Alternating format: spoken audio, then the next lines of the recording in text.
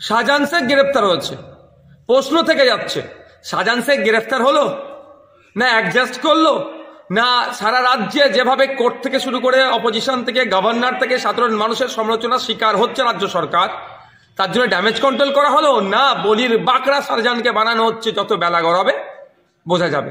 তবে একটা কথা, সন্দেশখালীতে যে ধরনের বা যত রকম অন্যায় সংগঠিত হতো, চাই মানুষের বাক স্বাধীনতা কেড়ে নেওয়া, ভোটদান থেকে বিরত রাখা সাধারণ মানুষকে, সেখানকার মহিলাদের সাথে যে অন্যায় হয়েছে, ওখানকার জমি দখল করা থেকে শুরু করে রাস্তাঘাটের উন্নয়নের জন্য যে টাকা আসে বা মানুষের উন্নয়নের জন্য যেটা আসে সেটা লুটপাট করে খাওয়া থেকে শুরু করে এক কথায় যত রকম অন্যায় হয়েছে তার মাস্টার মাইন্ডে ছিল, তার মাথায় ছিল এই শাহজাহান শেখ। আর এদের হ্যান্ডস হিসাবে শিবু, উত্তম আরো যারা আছে তারা এগুলোকে বাস্তবায়ন করতো। আজকের অ্যারেস্ট হওয়ার পরে সন্দেশকালীন মানুষ কিছুটা হলো স্বস্তির নিঃশ্বাস পেয়েছে। এখন প্রশ্ন আমার মন থেকে জাগছে, এরা বিচার পাবে তো? এদের বিচার হবে তো? এরা শাস্তি পাবে তো? পুলিশ বা শাসকের পক্ষ থেকে অনেক বড় বড় বিভিন্ন সময় বিভিন্নভাবে কথা বলেছে। দিনের শেষে কি দেখেছি? কামদুনি কাণ্ডে 10 বছর পরে কি হয়েছে? সেই জন্য আমি আজকে আশঙ্কিত, এরা শাস্তি পাবে তো? কারণ এরা যে অন্যায় করেছে এদের বাইরে থাকা এক মুহূর্ত ছিল না। যে 54-55 দিন এরা বাইরে ছিল, ইডির মাথা ফাটানোর পর থেকে এদের জন্য অনেক বেশি দিন ছিল।